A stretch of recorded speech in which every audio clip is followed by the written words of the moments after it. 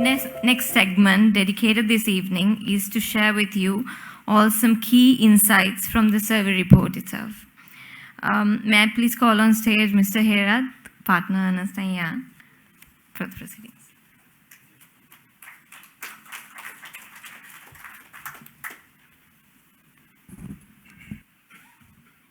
Right, good evening to each one of you. First of all, thank you very much for being present here today. I must say that I completely echo the sentiments of Mr. Faisal Saleh on the support we got from all the partners, plus the teams that work on this engagement.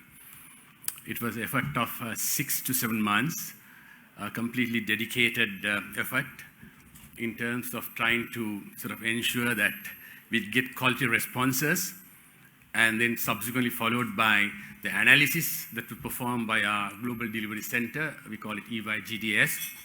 And then of course, subsequently writing the report, and we had a panel of experts that Faisal mentioned, who are a key part of this whole process of interpreting and providing recommendations for the report. As Faisal said, I think this is a foundation for a journey that our corporate should follow. I think all of you will agree that without technology, without IT, today organizations cannot function. And the question is, do we adequately place importance, focus, and emphasis on technology matters at board level? So the survey is to understand this and to understand where we are on this journey, and of course with recommendations to carry through this journey, which we believe will be a strong catalyst for the corporate transformation in this country, hopefully enabling economic recovery as well in this country. Right, so the presentation is 20 minutes. I don't want to take too long because we have a very good panel that's going to discuss the survey findings. So the idea is to create the context and the background for this survey, and then thereafter present the survey results, and then present the salient findings or recommendations of the expert panel. And I think that recommendations will discuss and debate during the panel discussion. So the first slide is to understand the board's responsibility. I think Faisal mentioned this. So the board is responsible and accountable for corporate governance. They are the ultimate authority that decides on the direction of the company, and they are solely responsible and accountable for that.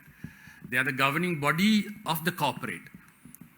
And I just want to place that and refresh all of you on that, because sometimes we forget the role of the board, and there is this vagueness between management and board, but board is the ultimate governing body and the authority who is held responsible, accountable for the company's progress. I think a lot of us in boards sort of has a focus on the policing, monitoring performance and so on and so forth, on our internal controls and risk. But I don't know whether we really give adequate attention to the strategic direction of the corporate. I'm sure we get management to do strategic plans and review them, but does the board give adequate attention in creating value to the strategic direction of the corporate? And I wanted to especially put this slide to sort of indicate to you the board is responsible, accountable, and has collective responsibility for the long-term success of the company, strategic direction of the company. And it is that incremental steps that we take as short-term plans that actually decides the fate of the company. Of course, in doing this, we must be cognizant and has to understand the risk and rewards around the options that the board has, and evaluate properly and must have the knowledge and expertise to do that before we take strategic decisions. Now, what's the information technology, IT involvement in this whole process? So if you really see what I'm trying to say here is that today without technology, the strategic direction will be of not much value. There's so much linkage between information technology and strategy, with the disruptions taking place in the marketplace, consumers demanding it. And if you really don't have adequate knowledge on the rapid changes and progress technology is making, and we are making decisions in isolation of that, I think we may be failing in our duty in assessing the kind of impact on profitability and privacy, and then of course business continuity, as we heard from Faisal. Now, in order to understand and do this, clearly there is a need for board members and boards to be fairly sort of knowledgeable and acquainted with IT, and also understand and appreciate the extent to which the company is using technology in its business, and if it's inadequate, to understand what is need to be done to bring about technology transformation in the company. Clearly, lack of awareness around this is, I think, will slow down the company's progress, will even border around negligence of not being focused, not focused enough with the transformation that's taking place in the marketplace, and you're not keeping aligned with the marketplace. Now, in this context, what does board IT governance means? So clearly, it's about board's role in IT governance. And what's the board role in IT governance? To ensuring that you put proper structures, proper controls, and evaluate and take decisions around the investments that are to be made. Of course, taking into consideration the external and internal environments that prevail, right? So that's board IT governance. And as I said always, ultimately, buck stops with the board. And of course, you may rely on management, but we must understand that board has a role to add value, give proper direction, and for that reason, there is a need for knowledge and experience and expertise at a board level. Now, someone might want to know what's the domain, what's the scope of this IT governance, right? So I just wanted to show this slide to give a feel for that. So clearly, the alignment between business strategy and IT strategy is a key component of that. Then, of course, IT value delivery, IT performance management, IT resource management, and the rest of the IT gamut on the left-hand side complete the IT risk management. That's a huge area, right? But not to neglect the business strategic IT alignment, IT performance management, IT value delivery, and IT resource management. Now, as I said earlier, IT is all pervasive in organizations today. I think there's no doubt about it. Every organization uses some sort of IT now. And IT governance will affect almost all the corporate processes in the organization. And digitization and the transformation, digital transformation is a key success factor in organizations today. And then what does IT governance? IT governance must ensure that it's compliant.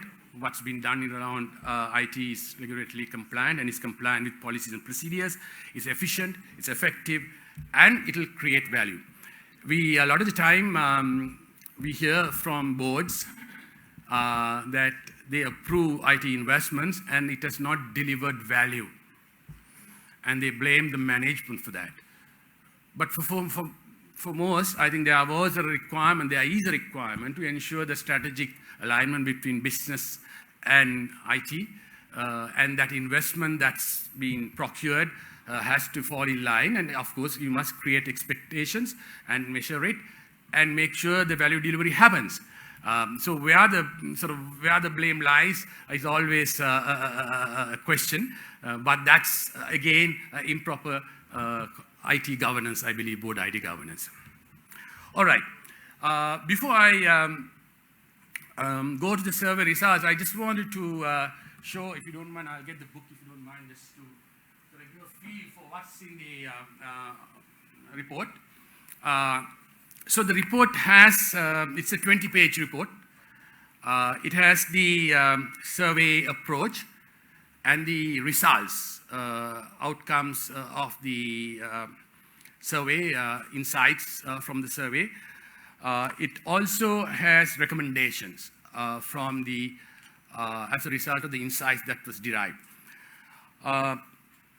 Towards the end, as appendices, we provide a checklist for board IT governance, and I think that's very valuable. That's out of best practices. And we also have a checklist that comes out of the survey respondents.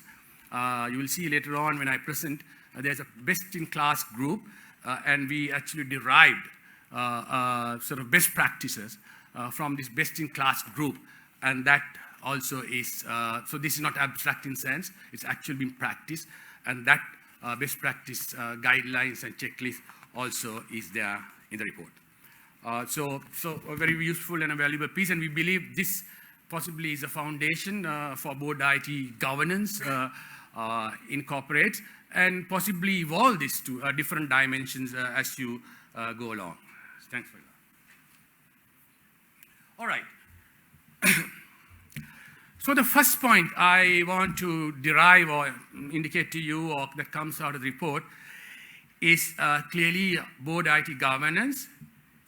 The surveys indicates board IT governance is less effective than the overall board governance effectives in corporates. So board IT governance is a subdomain, IT governance, board IT governance is a subdomain of board governance, and clearly respondents indicate that the board IT governance, in fact, is less effective than the overall board governance, right? And what does this say? That there's tremendous opportunity for improvement in performance of corporates if we get our board IT governance right. Why do I say that? This is our next insight from the survey findings. As the board IT expertise increases, it facilitates better board IT governance, and in turn, better return on investment. So we've seen, and this comes out of our best-in-class group. As you see in the bottom of this slide, 30% of the respondents stated that their organizations appear to have very high operational excellence and financial performance, and they also have most developed and extensive IDG practices, right? So this is not a cause and effect thing that I'm trying to present here, but this was something that came out of the report. Clearly, the companies that had better financial performance had better IT governance. It can be due to other variables as well, but clearly this came out. So that's our very valuable second insight. Now, I want to dwell a little bit on best-in-class group. So clearly, you will see our best-in-class group, which is that 30% of the respondents, the companies, came into the best-in-class group based on the criteria that emerged. And clearly, the banking and financial services industry led this cluster. And then followed by technology and engineering, which is IT companies are also included in this tech and engineering cluster, followed by FMCG. Now, we're wondering what could be the attributes that really drives this. One of the attributes we felt was sometimes the regulatory environment that prevails, right? So banking and financial industry possibly is leading here as a result of the regulatory environment that is being sort of created for them. FMCG possibly because of the competitive environment that prevails around them. Today, FMCG without technology and will not be able to fulfill the consumer demand. Tech and engineering companies clearly do have advanced